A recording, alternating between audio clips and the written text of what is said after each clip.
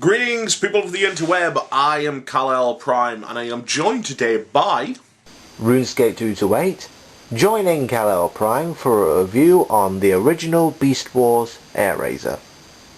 So as for the articulation on this toy, it is actually quite nice. Everything is ball jointed, and because it's such a small figure, everything works relatively well.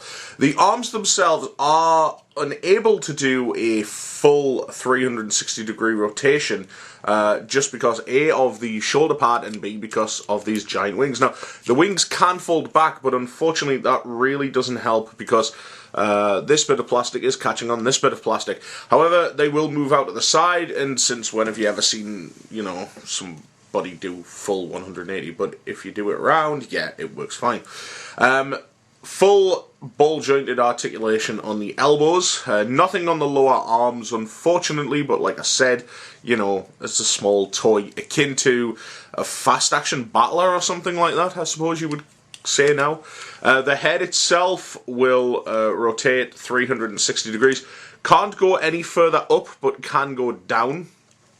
Legs will move forward, they will move back, they will go out to the side, they will swivel on a ball joint at the knee, and the foot will pivot forward and back. So, pretty awesome articulation, something that really came into its own with the Beast Wars line.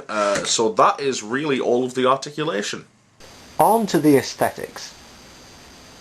Both modes have the same general colour scheme of brown and yellow. The combo looks nice, if not all that show accurate. In Beast mode the proportions are okay, though the body is a bit too flat, while the falcon legs are much larger than they should be. Granted, they become the robot legs, but it's still worth noting. Her undercarriage junk is pretty bad too. The moulded feather patterns are a nice touch though, and there are even a few paint apps, like on the head. Flipping the wingtips out and these panels here makes this mode look rather odd and exposes robotic circuitry. But I understand that this relates to her attacking gimmick. The robot's proportions are generally better, though the wings stick out more than I like. At least you can fold them out of the way. She looks reasonably feminine, even though Air Razor in Japan is supposed to be male. Like her Beast mode, she has a little paint on her robot head, which is nice. Between the way it's applied and the actual sculpt, it looks marginally like that on the show. The wing tips and wing panels can flip out like earlier, and here they help her appear more imposing. Chances are she'll just fall over if you fold the wings back too. Now, as for the transformation, it is very, very simple, as you would expect from a toy like this. We can start by taking the tail and simply flipping it up.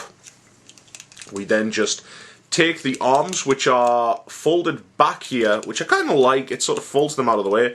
They will simply just fold out like that. And then if you grab this whole bottom piece, simply pull it down like that, and rotate the legs around. And then the final thing to do is just to take the eagle head, grab hold of it, and just pull down. And there we go. And then you can go ahead and fold the wings in.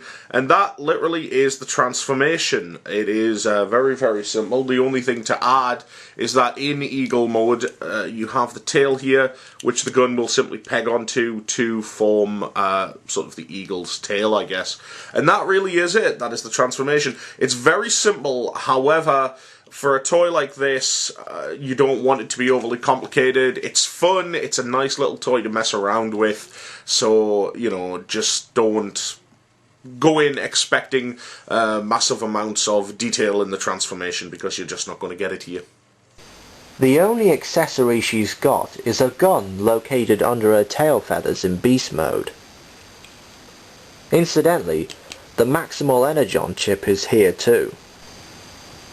The gun can attach to either a hole in her hand, as is traditional, or onto two holes here and here, where it doubles as a shield. Well, for a forearm anyway. It also resembles a claw. It could use a little paint, but is still a nice accessory, if nothing exciting. To sum it up, Airazor's a nice basic, but not without her flaws. The odd proportions and extras hurt the falcon mode. The flapping gimmick looks unnatural, but is really meant to contribute to her form of attack, so no complaints there. As a robot, she can be hard to pose when you fold the wings back, and in either mode, the leg and ankle joints are loose, though the superglue trick can help fix that. There is another version of the original Airazor that comes with a video featuring 2 Beast Wars episodes. Though it looks more show accurate, it has been said that the joints on that one are even floppier. Whether you get that is up to you.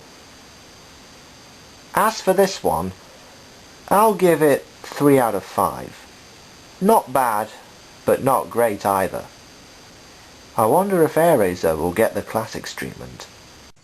Overall, I really do like this toy. It's a nice little fun toy, has a few gimmicks, has some nice ways to sort of display Airazor.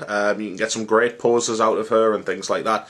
My only disappointment is the body is suffering from a lack of paint. I would have liked perhaps something to break up all of this yellow. The face is obviously not Airazor accurate, but you know, what are you going to do with that one?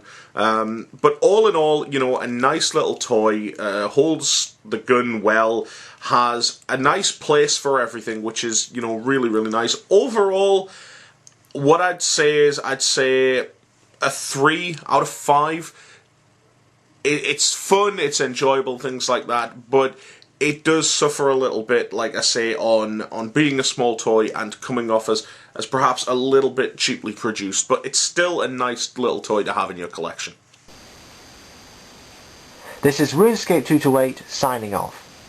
Until the next review, till all are one.